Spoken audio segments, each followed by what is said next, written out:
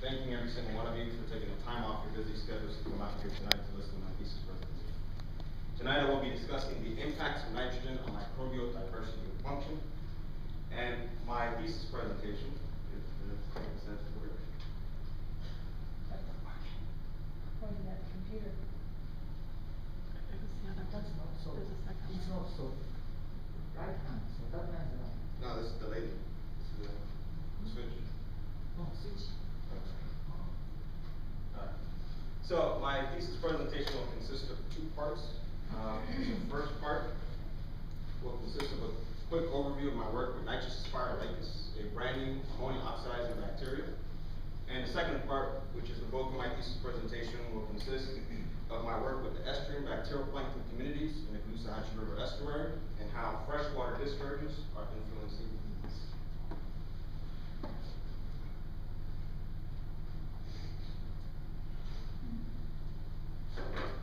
During my studies here at FGCU, I have been very fortunate to work in a multitude of projects. One such project led to the isolation and characterization and the genomic study of a brand new microorganism entitled nitrous spiralaceus. This microorganism plays a critical role in the nitrogen cycle of converting ammonia into nitrite via a two-step process. The first process, as can be denoted here in this diagram, ammonia is converted into an intermediate product called hydroxylamine via the enzyme ammonium monooxygenase, or AMO. This hydroxylamine intermediate product is then converted into nitrite via the enzyme hydroxylamine oxyreductase, which is HAO. Now, this process is universal across ammonia oxidizing bacteria, and it is suspected that a similar process is occurring in ammonia oxidizing archaea, as can be denoted in this diagram up there. Now, ammonia oxidizing bacteria, or AOB in short, are separated into two components. You have the gamma proteobacteria and you have the beta proteobacteria. The beta proteobacteria are composed of two genera, one of which is the nitrous aspira, and the second is the nitrous ammonis. And the nitrous aspira itself is subdivided into 5 clusters, clusters 0 to 4. Now, the motivation behind studying this microorganism and ammonia oxidizing bacteria was twofold.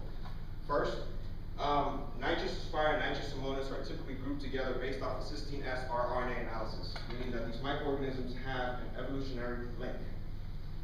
Now, this microorganism, as can be denoted here in the genus Nitrous aspira, is heavily represented by environmental clones, with the exception of cluster 3, which consists of 3 described isolated microorganisms entitled Nitrous aspira riensis, multiformis, and tenuis. Now, the reason why it's so difficult, or why we have such a lack of knowledge or lack of isolates for these microorganisms, is the fact that these microorganisms are extremely difficult to isolate due to their slow growth and much less characterized. So, excuse me, the last microorganism that was actually isolated prior to Nitrous spiralaceus was over 20 years ago. Now, the second reason was the cluster 0, which is what you see in red there. It belongs to appears to be a major portion of the microbial consortia in freshwater systems. However, an isolate did not exist. So with the isolation of Nitrous spiralaceus, 2 things are accomplished. 1, we have an isolate of the cluster 0, and 2, it brings us a step closer to understanding the evolutionary link between the Nitrous aspira and the Nitrous ammonis.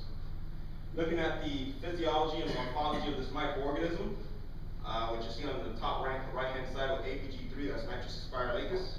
This microorganism has the typical Nitrous aspira shape that characterizes this genera. As a comparison, we also have Nitrous ovolis and Nitrous vibrio. You can see that these microorganisms have a wide range of morphologies. Now, looking at the physiology, this microorganism was able to tolerate temperatures as low as 4 degrees Celsius, making this a cyclotolerant microorganism. The microorganism had susceptibility to high ammonium concentrations like the rest of the genus. The organism also was sensitive to extreme pHs. The pH range was between 5 and 9. But the most interesting physiological characteristic of this microorganism was the ability for it to be able to use urea as an alternative energy source. And the reason this is important and interesting is because this microorganism, was isolated from freshwater like sediment. So in sediment environments, as the pH is dropping, the availability of ammonia, which is what it uses, decreases. What ends up happening is you have a high concentration of ammonium, which is known to be unusable by these microorganisms. So the ability of this microorganism to use urea as an alternative energy source gives it a competitive advantage to inhabit these environments. Now, comparing the cysteine S portion of the genome of this microorganism with microbial databases to determine the distribution of this microorganism across the world, a few things were pointed out. First is that this microorganism apparently prefers waterlogged environments, such as your freshwater sediment and your paddy field soils. And this microorganism was heavily found in China and the USA. So what this denotes is that this microorganism heavily favors temperate zones, and hopefully with better metagenomic studies and further characterizations of these organisms, we will have a better understanding of the nitrous aspira. Now, looking at the genomics, obviously due to time constraints, I'm not going to go to the whole genome, but excuse me. A few things to point out is this microorganism had oxidative stress genes, osmotic stress genes. It had the ability to use phosphorus, sulfur. It had a complete Calvin cycle, pentose phosphate cycle. It had toxicity for selenium, metals like cadmium. However, some of the more important genes to note were this right here, specifically the ammonium monooxygenase operon. Now, this operon is one of the two genes that is necessary for this microorganism to convert ammonia into nitrite. Right, so the presence of this operon further confirms that this microorganism is an ammonia oxidizing bacteria. Now, the presence of urea carboxylase was also noted, and this further confirms that the physiological observation that this microorganism can use urea is valid, so it is able to use urea. However, what I thought was personally interesting was the fact that this microorganism has hydrogen dehydrogenase operons. And what the whole jargon means is that this microorganism potentially can use hydrogen as an alternative energy source in these ecosystems. And the closest relative, or the closest ammonia oxidizing bacteria that has these operons is Nitrous aspira multiformis, which is a cluster-free relative of Analecus. So hopefully, again, with more isolates and more study, we have a better understanding of this. Now, comparing the cysteine S portion of the ribosomal gene and comparing the ammonium monooxygenase portion of the gene with other Nitrous aspirus, it further confirms that this microorganism lands pretty nicely in the cluster 0 Nitrous aspira. So it confirms all of the observations that have been made so far. Now, this will be the end of the overview. If you guys are so interested in finding out more of the organism, I will give you the links to the publication at the end of the presentation. Now I would like to talk to you guys about the estuarine bacterial plankton communities in the Kusanchi River. So in order to understand the bacterial plankton communities, we first have to consider the importance of nitrogen in the ecosystems and overall. As you guys know, nitrogen is about roughly 78% of our atmosphere. It is an important component of ecosystems, sometimes being a limiting factor, and it is crucial for all domains of life. It is found in your protein, in your DNA, your RNA, amino acids, nucleic acids. It is also crucial in photosynthesis, in the sense that it is pivotal in the formation of chlorophyll, as can be denoted up here. Now, due to human impacts, as everything else, there's been an increase in nitrogen via fossil fuel combustion, utilization of fertilizers. So what that has led us to a process called eutrophication. Now, eutrophication can turn a nice little lake like this into a scene from a swamp monster movie. So what it is that eutrophication leads to an increase in primary productivity. This primary productivity then leads to a cascade of events such as hypoxia and fish kills. In order to understand nitrogen, we also have to understand the various components of nitrogen. We have the dissolved organic nitrogen, which is your ammonia, your nitrites, and your nitrates.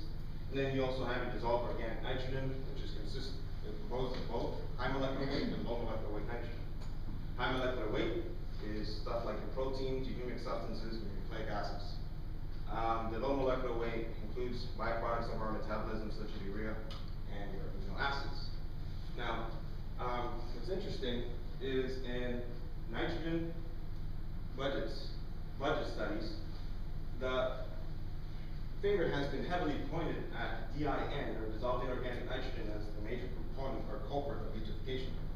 However, dissolved organic nitrogen, it has been shown that is a big fraction, if not the biggest fraction of nitrogen in ecosystems. So what I have here is a couple ecosystems. Your Licking River, which is in New Jersey, which suffers heavily of cyanobacterial blooms. Apalachicola Bay, which is where a lot of the oysters that we consume are coming from. Choptank, which is a tributary of Chesapeake Bay, the Elbe estuary, Chesapeake Bay, and then you have the Baltic Sea, with the rivers feeding in. And as you can see, the dissolved organic nitrogen is actually a big fraction, if not the major fraction, of nitrogen in the system. And just an interesting thing to point is that these ecosystems are highly similar to what we have here in the Caloosahatchee River. It's a watershed heavily influenced by agriculture and urban settings. So then the question becomes, why should we study the microbial community in the Caloosahatchee River estuary? So things to understand is that the Caloosahatchee River estuary is a highly managed, highly altered ecosystem consisting of 3 dams that's been connected to Lake Okeechobee. It has led to changes in the water discharges. And with changes in water discharges, changes in oscillations in nutrients and salinities are occurring. This has also caused the dissolved organic nitrogen in the system to be the dominant form of nitrogen. In addition, the microbial populations in the system have barely been studied, or have been poorly studied, with the exception of fecal coliforms, and that has to do more with health-related issues. So I've spoken for about 15 minutes now about dissolved organic nitrogen and bacteria. So what is the link? What's the importance of this? Well, dissolved organic nitrogen goes through a process called mineralization. Your bacteria come around, start chomping down into this dissolved organic nitrogen, and they create what is called dissolved inorganic nitrogen, specifically ammonia. And this ammonia, or dissolved inorganic nitrogen, can go into 2 potential pathways.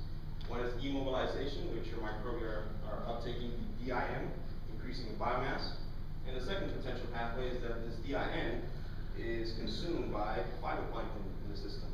So what we have here is the phytoplankton bloom in the Caloosahatchee River. And then you also have here your friendly Perennia brevis. Okay? Now, one of the things to also know is that phytoplankton are able to use dissolved organic nitrogen directly. However, nitrogen kinematic studies have demonstrated that phytoplankton actually prefer the dissolved inorganic nitrogen form of nitrogen over the organic. Sorry, guys.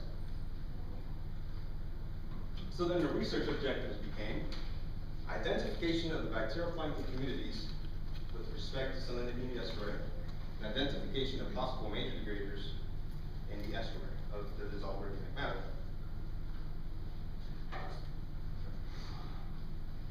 So, in order to understand the Caloosahatchee River, we first have to look at what the site is made out of. So, the sampling date was in 2011, which was a drought year. So the way that the system was working at that particular year, actually let me start off here. The Caloosahatchee River is composed of 3 locks and dams. They control the amount of water that's flowing through the system. You have S77, which is closest to Lake Okeechobee. You have the middle lock, which is S78, and S79, which is closest to the estuary. And for this experiment, a sample was taken from Site 3, which is by Shelton. Excuse me, and the sample was taken from the Gulf of Mexico. So, the amount of rain that's going into the system is dictating whether or not the system is in low discharge or high discharge. So during low rain, or precipitation, the system is in low discharge.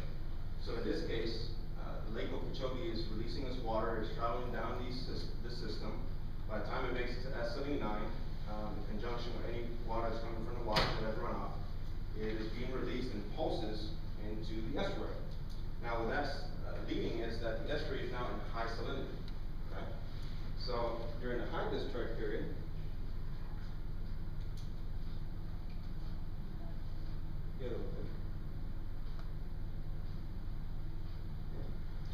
during the high discharge period, which is high rain is coming into the system, we have Lake Okeechobee is allowing the water to travel down. There's minimal contribution from Lake Okeechobee running through S78. However, in S79, we have a huge contribution by the watershed, the runoff, and this water is making its way down into the estuary and it's flowing into salinity. Okay?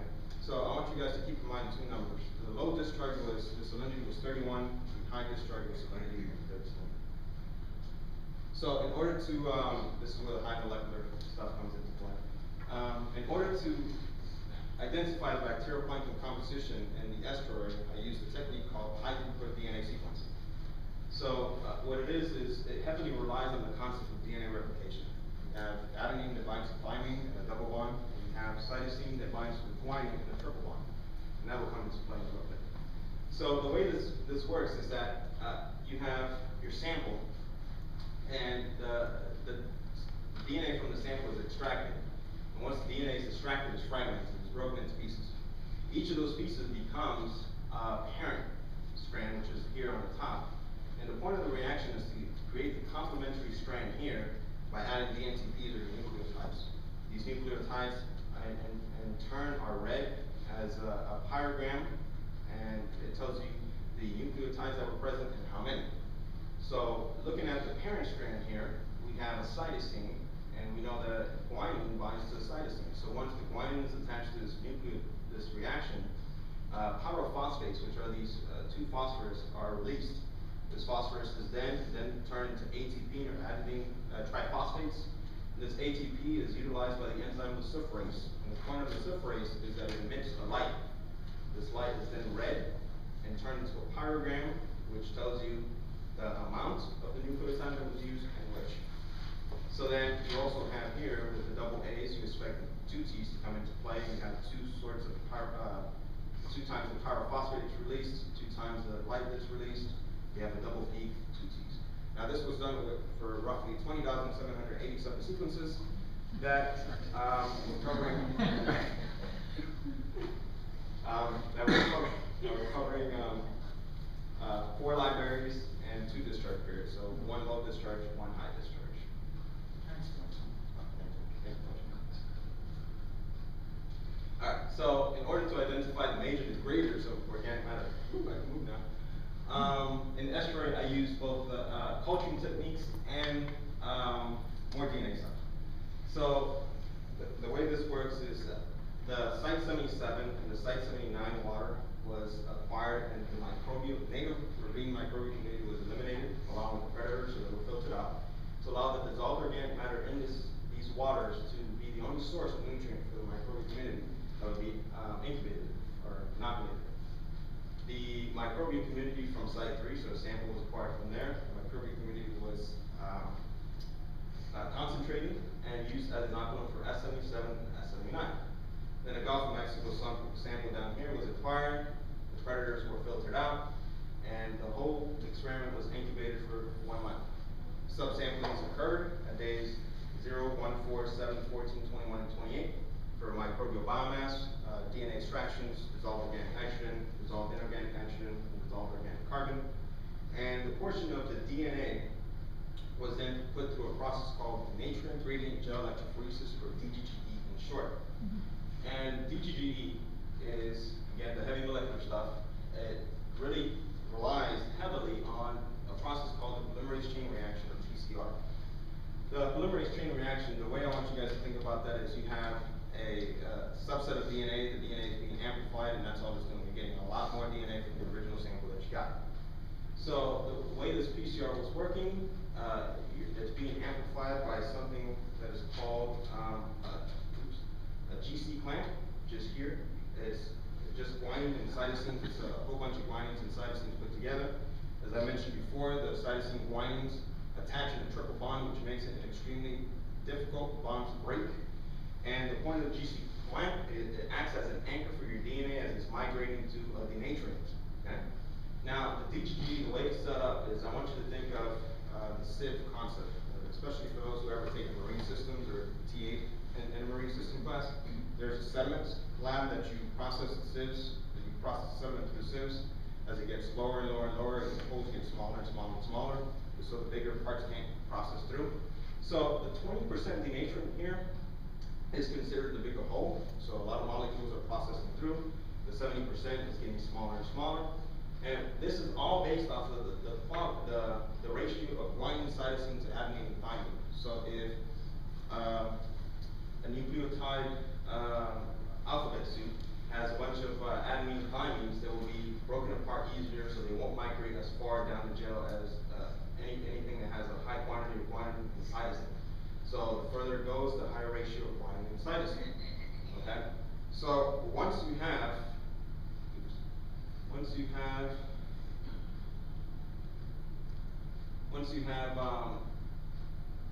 run the DGL gel, you end up with a product like this.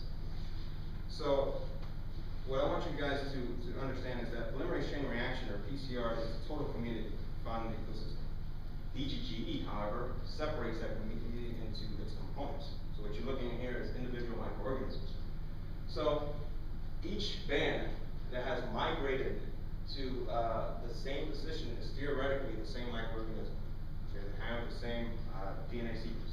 Microorganisms that have migrated to separate portions of that gel are theoretically different microorganisms.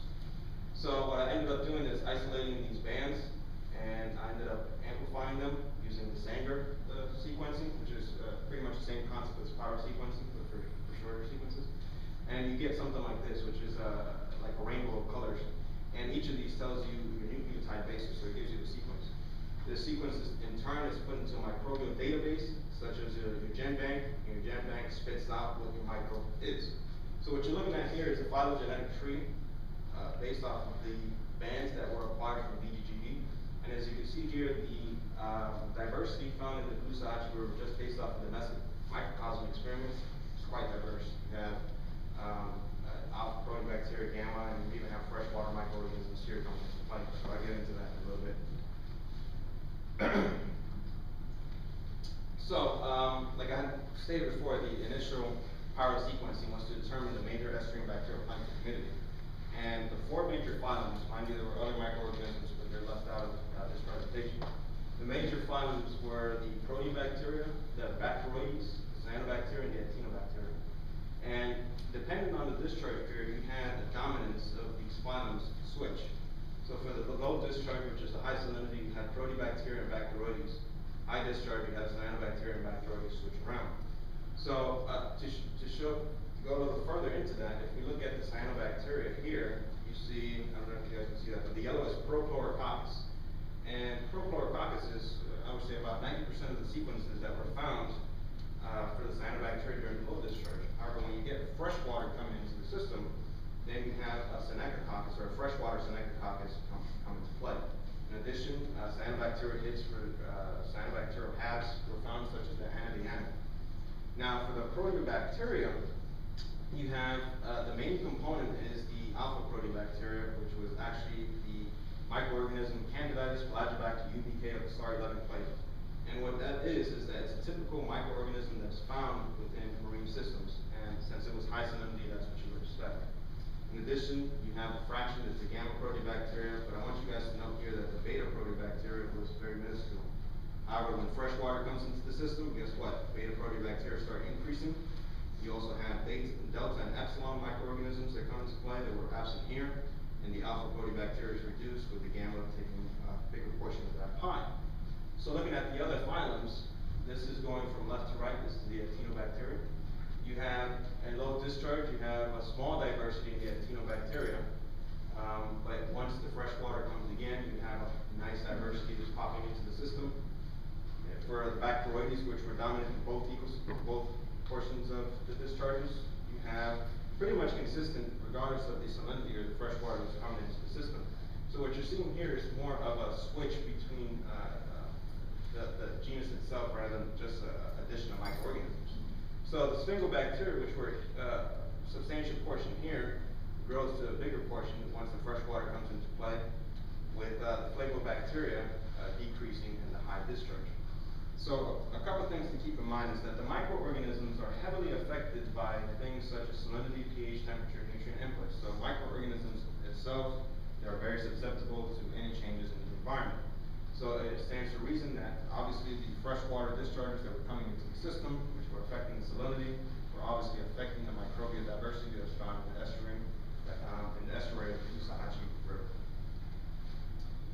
So I decided to compare my system, or the Glucosachi River system, with other ecosystems across the globe, and the patterns of microbial change based off of salinity, or based off of fresh water, is the same across the board. You see major microorganisms that are present.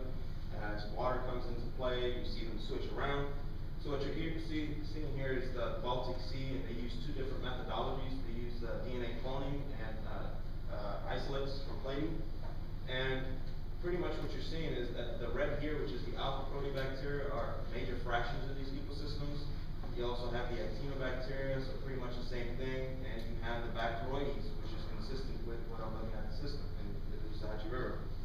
And a place closer to home, the Columbia River estuary, you see that the Flavobacteria is actually a major component here. That becomes even a bigger component once fresh water comes into play. And the same thing with the alpha, which is a nice portion, and then the gamma, which is decreasing as more fresh water comes into play. So again, salinity is obviously affecting these microorganisms. In addition, the Plum Island, the Delaware River, and the Choptak River estuary, which all exhibit the same concept. You have major microorganisms that are present at a particular salinity, and as salinity changes due to fresh water, we have these microorganisms do the switch. Now, getting to the DGG component of it, I would like to first talk about the original water parameters for that we used for inoculation. And the main thing to point out is that in S77, if you go across the board here, you'll see that the amount of nutrients that were initially found in that water were very minuscule. So that means that the portion of the water was extremely oligotrophic. However, in S79, you have a decent amount of ammonia present, but once the fresh water changes and more discharge comes into play, both sites are, for the most part, even. However, there's a huge amount of NO3 that is also found in the system. So, excuse me, looking at a comparison between the low discharge and the high discharge of the nutrients themselves, you see that the dissolved inorganic nitrogen is extremely limited. And specifically in S77, DIN is pretty much absent. You have dissolved organic nitrogen that in S77 appears to be used somewhat, but in S79 you have a nice amount of degradation that's occurring as the incubation period increases. But the dissolved organic carbon, no one likes dissolved organic carbon, so it's just sitting there for the most part with minimal changes that are occurring here and there. But once you have fresh water coming into the system, the bacteria are happy, they're having a grand old time. DIN is being used, DON is being degraded at both sites, and dissolved organic carbon is being used. So again, this further emphasizes that the microbial population is being heavily influenced by the freshwater discharges that are going into the system. So when we go into the nitty-gritty, the DGE, and we notice what microorganisms are doing, the first thing to point out is this right here. As I mentioned, site 3 was used as the inoculum for site 77 and site 79. So you can see that the banding patterns are pretty much identical. What this demonstrates that these microorganisms are successfully inoculated into the system, and any changes that you're seeing across this is based off of the degradation of the organic matter itself. Same thing can be denoted in the high discharge. We have the same banding patterns across the board between 77, 79, and site 3. So the thing to note here is that in site 77, where you had an oligotrophic environment to begin with, the microorganisms are actually increasing in diversity. So they are taking the generalist approach. Microorganisms are breaking down as much of that dissolved organic nitrogen as they can. As it becomes more available to more microorganisms get happy, they start reproducing, and you see a nice little change in diversity. However, at S79, where you have a decent amount of ammonia, you see that the banding pattern is actually decreasing. So the diversity is decreasing towards the end of the incubation period. So what this means is that the dissolved organic matter that was there was actually only usable for a subset of microorganisms. If we look at the change of the microorganisms here, for S77, you see the blue is your actinobacteria, you see your green is your alpha. You see that there's a switch between the alpha and actino to a gamma proteobacteria dominated ecosystem. So what it appears is that one thing to note is that the gamma proteobacteria are extremely opportunistic microorganisms. So as a dissolved organic nitrogen was being broken down, gamma proteobacteria are starting to increase in numbers. So what that symbolizes is that microorganisms who are background population and are very critical to the dissolved organic matter degradation. For S79, you can see the same thing. The alpha and actino are switching to a gamma, which is your purple, which also symbolizes the same thing. The gamma proteobacteria are taking over. Now, for the fresh high discharge, higher fresh water, what you see here, is actually the opposite. For S77, you have a decrease of diversity as incubation carries on, the amount of bands is decreasing. In S79, we actually see the bands are increasing. So what is happening to the population itself is an alpha actinobacteria dominated system is switching to a flavo, which is this green right here. So more flavobacteria, more freshwater microorganisms are coming into the system. S79, we have the same thing. So the alpha and actino are switching to the beta, the gamma, and the flavobacteria. So again, with the increase in freshwater discharge, an increase in freshwater microorganisms. So as a quick recap, it was pretty quick. For S77, you had gamma proteobacteria, which were a huge fraction. As I said, they're opportunistic microorganisms. S79, you had the actinobacteria, which were also present. You had gamma proteobacteria coming into the system. And as a comparison, this is the original inoculum. As more fresh water came into the system, you see that there's an increase of freshwater microorganisms. You have the flavobacteria, you have actinobacteria, and some of the alpha. But in S79, you have an increase of diversity, and you have all kinds. You have beta proteobacteria, alpha, gamma, some actino, and here's site 3 as a comparison. Now, the main thing I'm going to show is the components of the phylogenetic tree that you guys originally saw in the beginning of the presentation. And the thing to note is that this ecosystem appears to have two types of ecotypes of the starting level. These microorganisms are critical in dissolved organic matter degradation, and it appears that both the freshwater and the marine type inhabit this ecosystem. In addition, you have the gamma proteobacteria, which were found quite abundant during the low discharge, and further emphasizes that these microorganisms are opportunistic.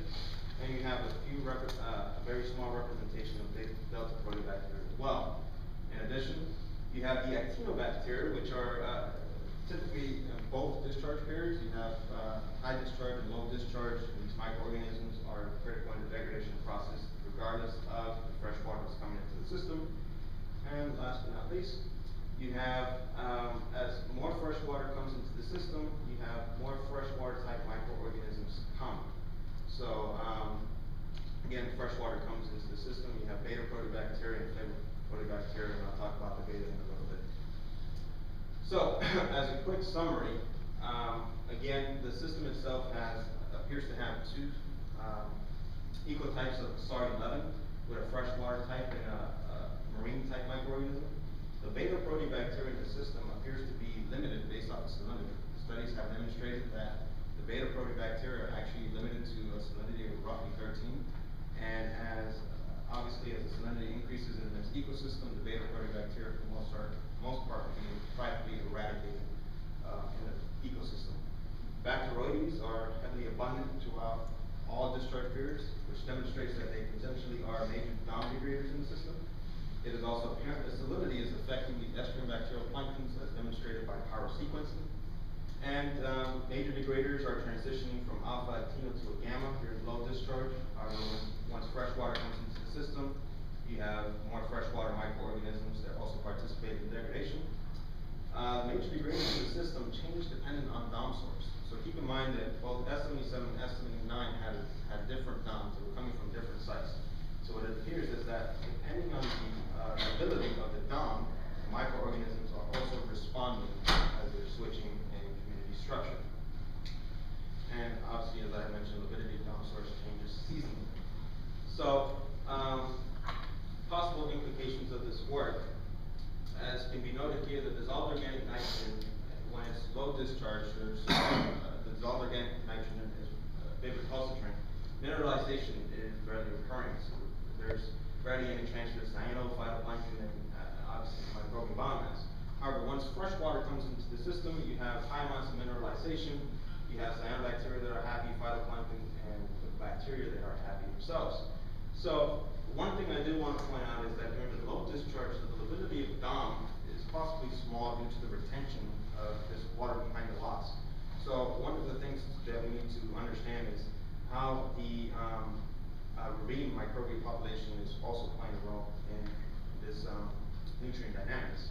However, during the high discharge, the lability of DOM is high. The nutrients are new, the microorganisms are all happy, they're all changing community-wise. Now, the one thing I do want to point out is that during the low discharge period, you have low amounts of water coming into the system. low amounts of water, you have low amounts of carbon, low amounts of nutrients. So what it appears to be is that potentially the system might be geared to more an autotrophic ecosystem compared to a heterotrophic ecosystem. So as new nutrients are coming into the estuary or into the river itself, it appears that the microorganism, the system itself is switching to a more heterotrophic dominated ecosystem. And this is why. It appears that if you look at here, in low discharge, with low river carbon input, it appears that the trophic levels are going from phytoplankton to mesozooplankton to the fish, so there's a lot of nutritional value there. However, when we have a high amount of discharge, it appears that the phytoplankton, and there's an addition, I apologize, in addition to the trophic transfer. So the amount of nutrients that are going up to the fish is actually decreasing. So and the reason behind that is even though high mineralization is occurring, which potentially is helping the phytoplankton, there's also a competition going on between bacterioplankton communities and the phytoplankton. So in essence, it appears that the increase in discharge may be potentially altering trophic levels within the Kusanachi River. Now, you might ask why I have this in here. Well, the Kusanachi River suffers of cyanobacterial blooms during the low discharge, and what happens is as fresh water is released, you have cyanobacterial blooms that are traveling downstream. So one of the suggestions I would have is to kind of find that Goldilocks point and try to increase the water flow in order to avoid those stagnant blooms that are going into the system. The next is trying to find a way of reduction of nutrients prior to the entry of the system. And one of the things that they're trying to implement is the C43 basin reservoir, where the amount of water that is being released from the Kusanachi River will potentially be stored here in order to avoid high amounts of freshwater discharge that's going into the estuary. So it would act as a basin of sorts. So one of my questions is, I would be interested in seeing if they're even looking at potential denitrification studies.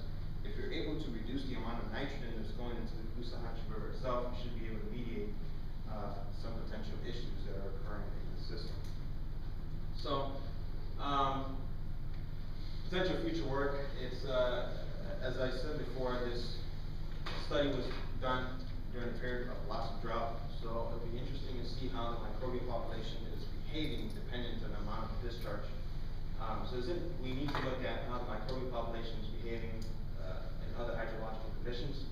We have to look at the ravine bacterioplankton communities because the assumption is that the microorganisms are potentially degrading the amount of nutrients that are coming into the system before it gets into the estuary. So we need to understand what they're doing and how they're contributing to the nitrogen dynamics in the system. We also have to look at particle attached microorganisms, which in this study they were completely filtered out. We also have to determine and characterize the dissolved organic matter, what kind of dissolved organic matter is found in the system. We have to correlate it with bacteroides, and since we know that these microorganisms favor different portions of the dissolved organic matter, either high molecular weight or low molecular weight. During the low discharge, there was abundant amount of carbon. However, where's all the carbon going? So I think that needs to be looked at. Bacterioplankton community and nutrient dynamics across the salinity gradient needs to be looked at as well. The salinity is changing, the microbial population will be changing, so degradation processes should be changing. And last but not least, we need to understand the cyanobacterial dynamics in the system. As I mentioned before, there's cyanobacterial blooms that are occurring in the system, and once fresh water is being released and everything being released downstream, so what exactly are they doing? What is happening with all the toxins? Now, I would like to acknowledge everyone, all my friends, all my family that came out here today. I am extremely grateful for you guys taking the time to come out here to listen to this. There's several people actually in the audience. Chris, I would like to thank you for sample collection, all the work you did. I appreciate it. Rhiannon, thank you for everything. I'm eternally grateful. Sample collection, all the good stuff. I was actually hoping Lacey would be here, but Lacey, I'm sure most of you in here know Lacey. She was also very helpful during the time here, so I'm very grateful to her. Crystal, what can I say? I mean, you support every single student here, every teacher. I mean, with me, she's printed out all my posters. She's helped me out with DNA sequencing. I mean, running at the last minute. Here's my poster. So you know, she's awesome. So thank you, Crystal. I'm grateful for you. I need to thank my committee.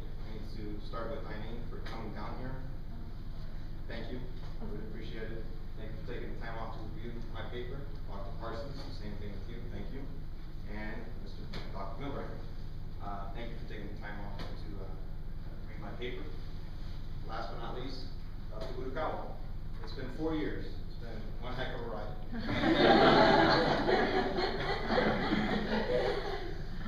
I mean, where can I start with that?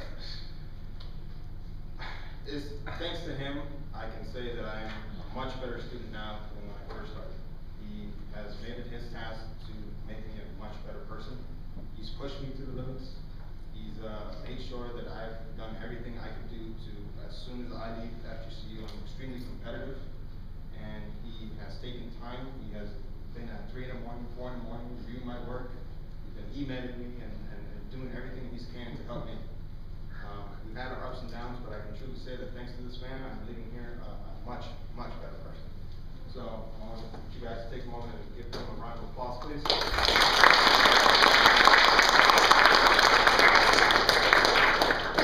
And all the teachers, or all the professors that taught me along the way, Serge, you helped me. I was in your life a little bit. I appreciate it.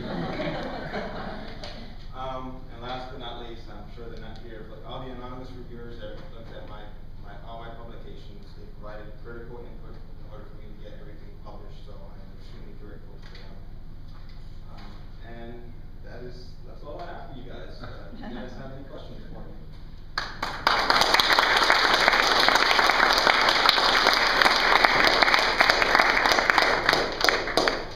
Great job, Juan. Any questions?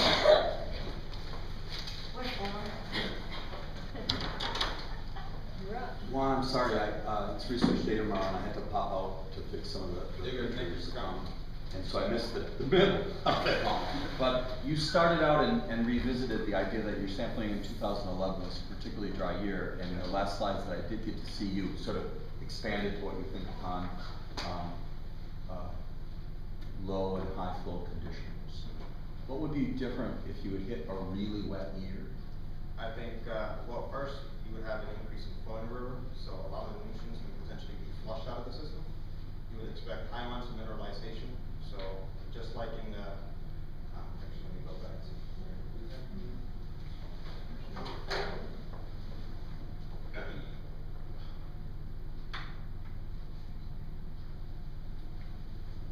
or maybe, is this what you were referring to? Yeah. So I wasn't sure when you said high discharge if you meant within the context of your year, which was relatively low, or whether that really was, if you had an extraordinarily wet year, is that what you would expect that happen? Well, in this situation, this is what I observed. However, if it's a greater amount of freshwater input, you would definitely see a greater influx of freshwater microorganisms. So you probably see a completely different microbial population itself.